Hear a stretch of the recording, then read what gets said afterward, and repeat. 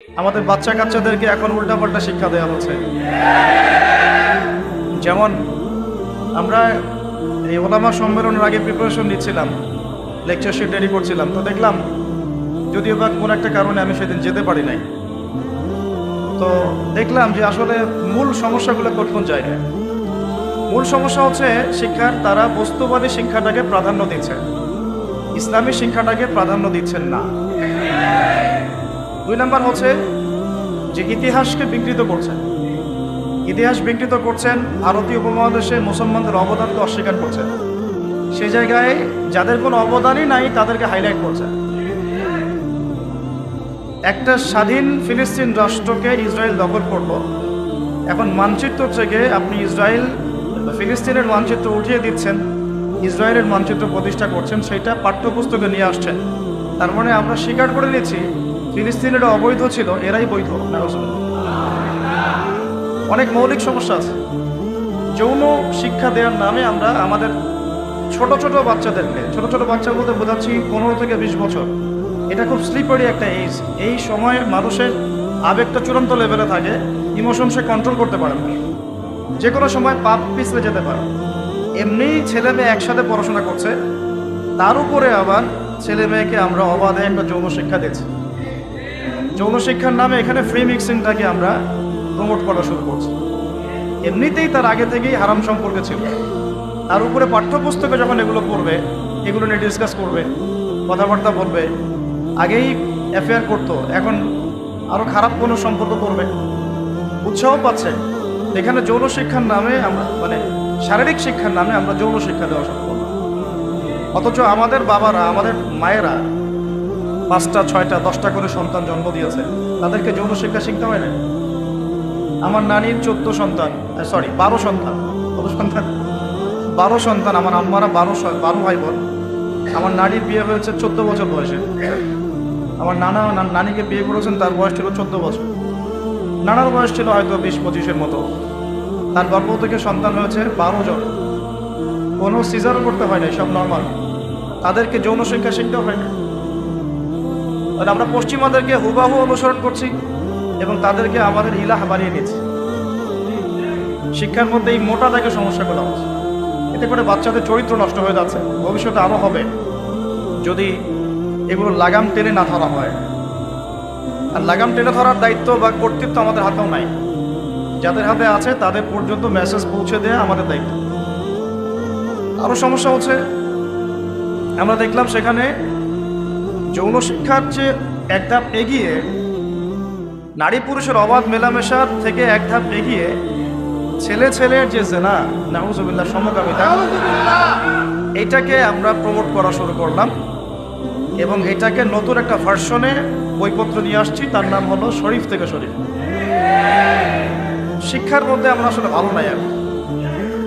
আর এই 15 বছরের সিলেবাসের মধ্যে তারা 15টা হাদিস মুখস্থ করবে কিনা আমার জানা নাই, 15টা সূরা তাদের তাফসীর পড়ানো হবে কিনা আমাদের জানা নাই, 15টা ফিকহের মাসআলাও তারা মুখস্থ রাখতে পারবে কিনা আমরা জানি না। 15 বছর ধরে।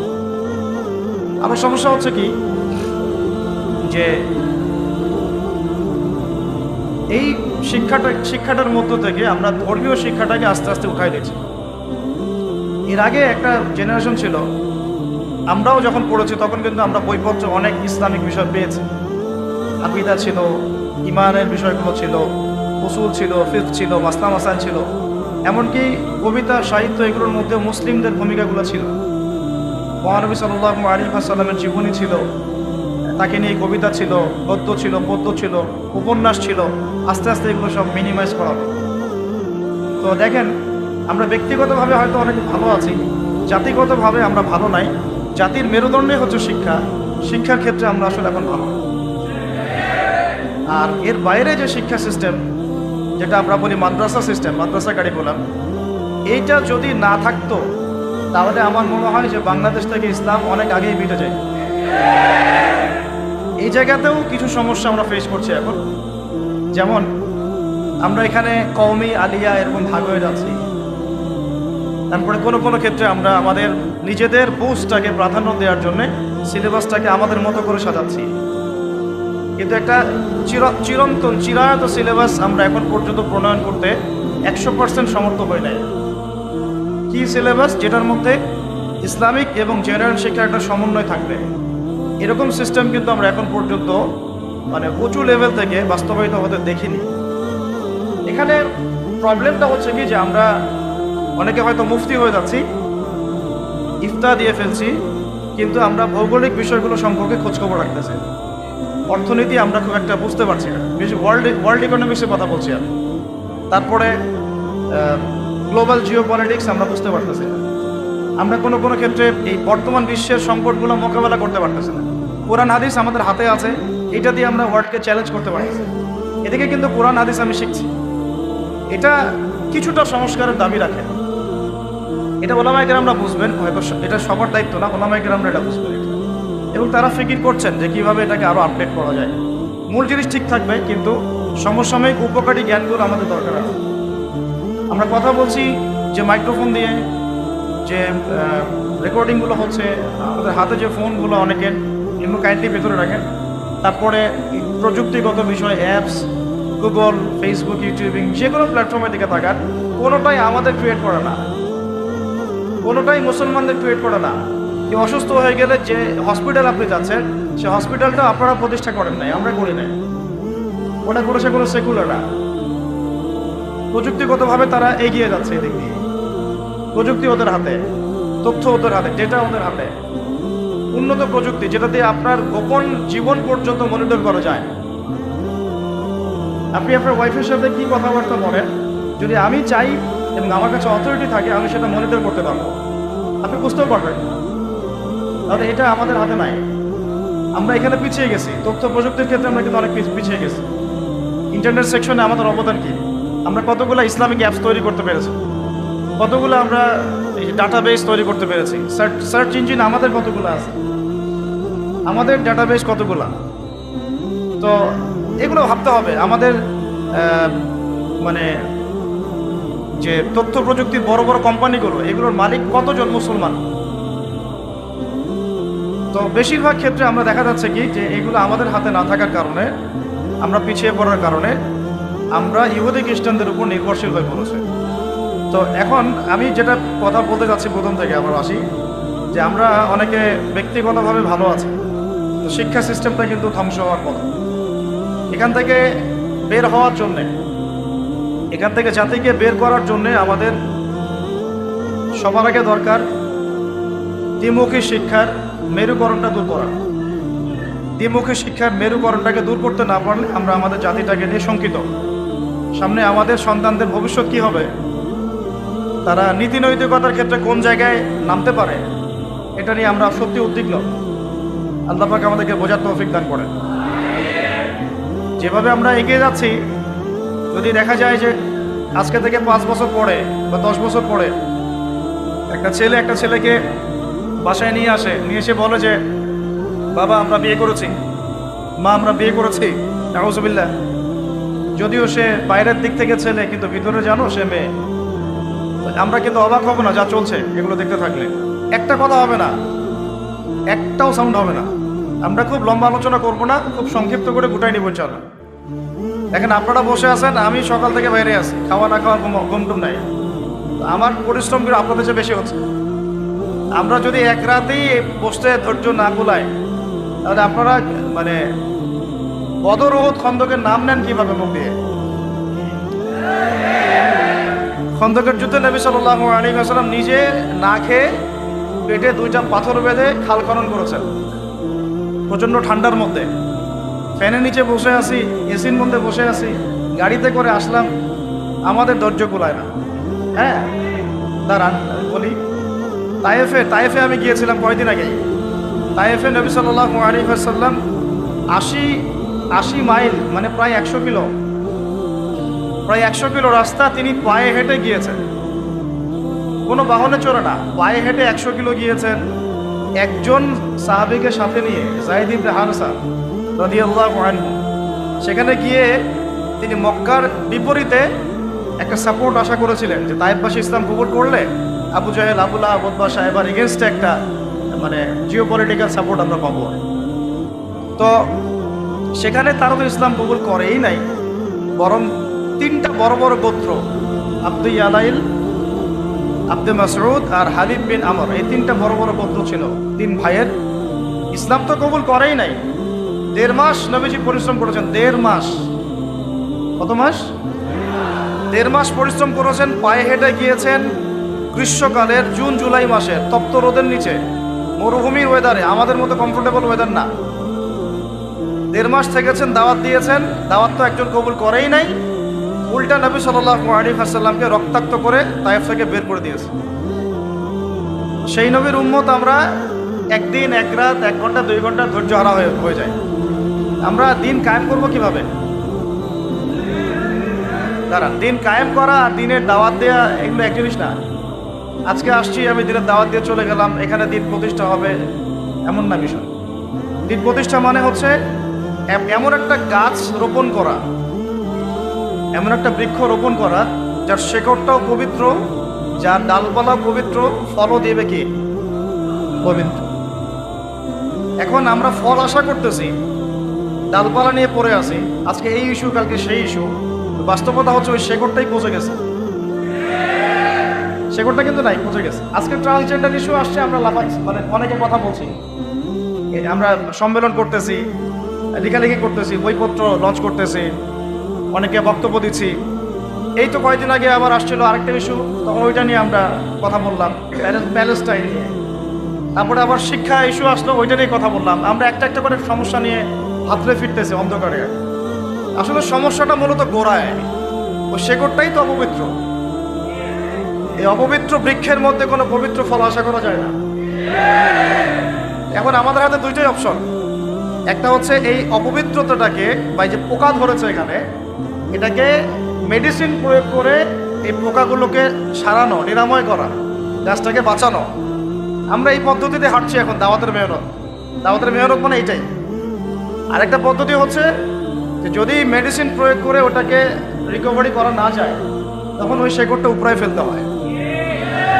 এই দুইটা ছাড়া কিন্তু আসলে কোনো অপশন নাই সলভ করার। কারণ আমরা সলভ করতেছি ওলামায়ে কেরামের সাথে পরামর্শ করে, আমরা কোন পথে হাঁটতেছি? আমরা হাঁটতেছি এখন কিন্তু মেডিসিন দেওয়ার পথ। মেডিসিন দাও, যেখানে যেটা রোগ সেখানে সেই মেডিসিন দিয়ে আসো। কিন্তু এটাতে আদতে কতটুকু কাজ হচ্ছে এটাও একটা ভাবার বিষয়। শেকড়টা পচে গেছে, আর এই পচা শেকড় যদি একক মালিকানার হতো তাও একটা কথা ছিল। এই পচা শেকড়ের মালিকানা আবার যৌথ মালিকানা, মানে পুরো বুঝাতে পারতেছে কিনা, সব কথা তো আর খোলামেলা আসবে না, বুঝতে হবে কিছু, মানুষের খিদির হইতে হবে আর কি, ঠিক আছে? এখন এমন না যে একটা রাষ্ট্র চাইলেই তার পুরো জনগণকে ইসলামের পথে আনতে পারে, এখন সেই যুগও না। এখন পুরো একটা বিশ্ব শক্তি এটাকে নিয়ন্ত্রণ করে, যৌথ মালিকানা। বিশ্বের মালিকানা এখন যৌথ মালিকানা। বিশ্বের মোরাল যারা হিউম্যানিটির গান শোনায়, মানবতার গান শোনায়, মানবতার ফেরিওয়ালা, তো এরা হচ্ছে এই পুরো বিশ্বের মূল তাকতি শক্তি। এরা পুরো বিশ্বটাকে এইভাবে সাজিয়েছে যে এখানে মুসলমানদের স্বার্থ খুব একটা দেখা হবে না। বিশ্বের প্রত্যেকটা ডিপার্টমেন্ট, শিক্ষাই বলেন, সংস্কৃতি বলেন, ধর্ম বলেন, আপনার ইকোনমিক্স বলেন বা জিওপলিটিক্স বলেন, প্রযুক্তি বলেন, অস্ত্রশস্ত্র, যে কোনো ডিপার্টমেন্ট ওরা নিয়ন্ত্রণ করে। এই নিয়ন্ত্রণগুলো মুসলিম কান্ট্রিদের উপর এখন খুব একটা নাই, এই বাস্তব কথা। আর যারা শক্তিশালী কান্ট্রি তারা হাত গুটিয়ে বসে আছে। তারা কি করতেছে? হাত গুটিয়ে বসে আছে। এই যে ফিলিস্তিন ইস্যু নিয়ে ওআইসিদের যে ভূমিকা আমরা দেখলাম, এরপরে আমার বলতে বাধ্য হচ্ছে যে এরকম সংগঠন থাকার চেয়ে না থাকাই ভালো। হচ্ছে যদি বাংলাদেশ ইসলামী হুকুমত কায়েম হয়ে যায় তাও ভালো হবে।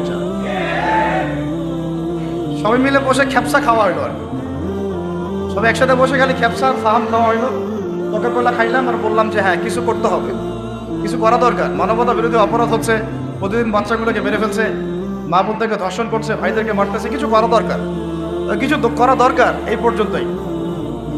অথচ আপনি বিশ্বাস করেন, আপনারাও ঘাটাঘাটি করলে পাবেন, পুরো বিশ্বের সবচেয়ে বড় মিলিটারি পাওয়ার মুসলমানদের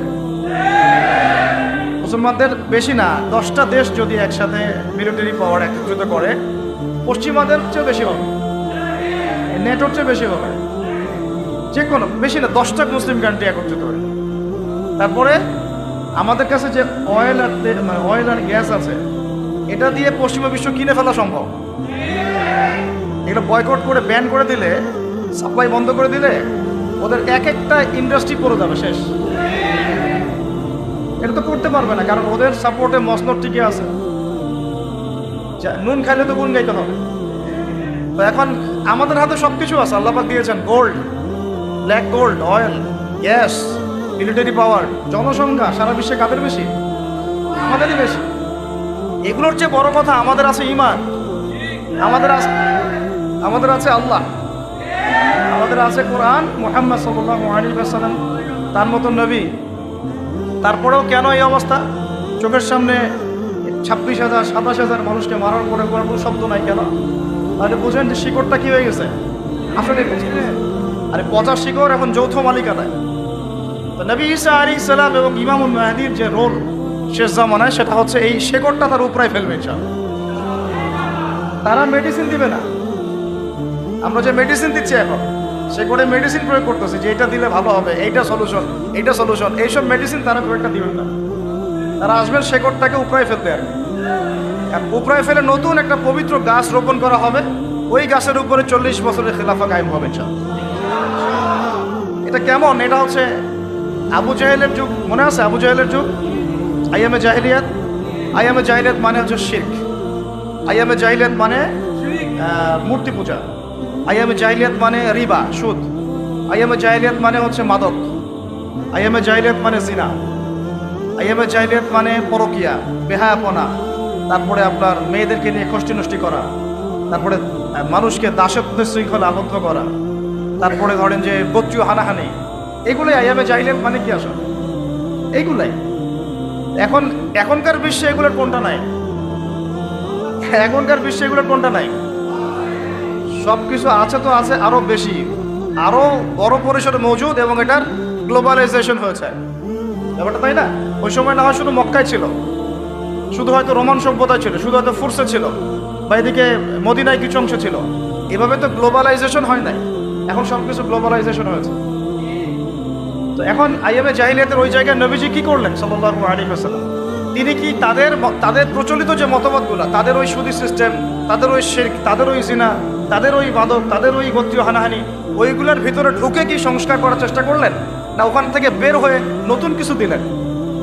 বলেন, ওদের সিস্টেমে ঢুকে কি সংস্কার করার চেষ্টা করলেন, না ওই সিস্টেমের বাইরে থেকে নতুন কিছু দিলেন বিশ্বকে? তিনি নিজে ওই সিস্টেমের বাইরে থাকলেন, নিজে জীবনে কখনো মিথ্যা বলেন নাই, নিজে জীবনে কখনো শিরক করেন নাই, নিজে কিন্তু কখনো তিনি মাদকের ধার কাছেও যান নাই, কখনো গোত্রীয় হানাহানিতেও যান নাই, রিবার কাছেও যান নাই। নবী হওয়ার আগেও তিনি কখনো এগুলো করেন নাই। নবী হওয়ার পরে তো বহুত দূরের কথা, ব্যাপারটা তাই না?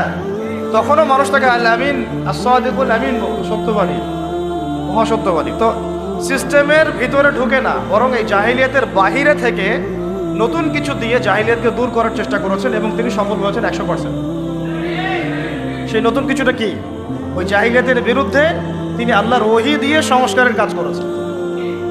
এই তো ওই জাহিলিয়াতের বিপরীতে তিনি আল্লাহর ওহী মানে কোরআন এবং নবীর সুন্নাহ, এই দুটাকে একত্রিত করে তিনি তার মিশন শুরু করেছেন। 23 বছর সময় লেগেছে, কিন্তু ওই জাহিলিয়াত পরিপূর্ণ দূর হয়ে গেছে।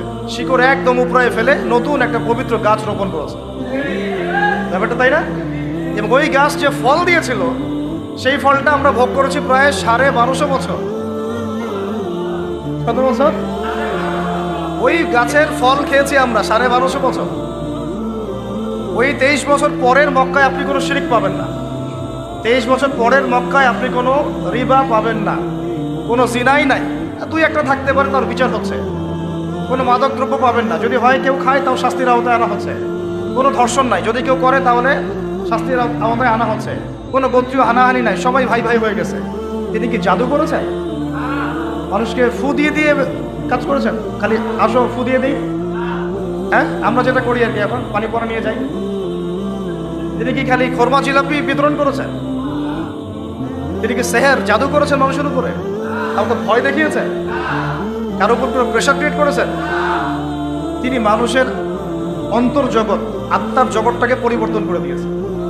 তিনি ফার্স্ট অফ অল মানুষকে বুঝিয়েছেন যে এই জীবনটাই চূড়ান্ত জীবন না, আমাদের এই জীবন সর্বোচ্চ হয়তো 100 বছর, সর্বোচ্চ হয়তো 100 বছর, এরপরে সবাই কেউ থাকবে না এখানে। এই কনসেপ্টটা তারা বিশ্বাস করতো, কিন্তু তারা মৃত্যুর পরে যে আবার জীবিত হবে এটা বিশ্বাস করতো না। নবীজি বুঝিয়েছেন, দেখো এরপরে মানুষকে আবার জীবিত করা হবে।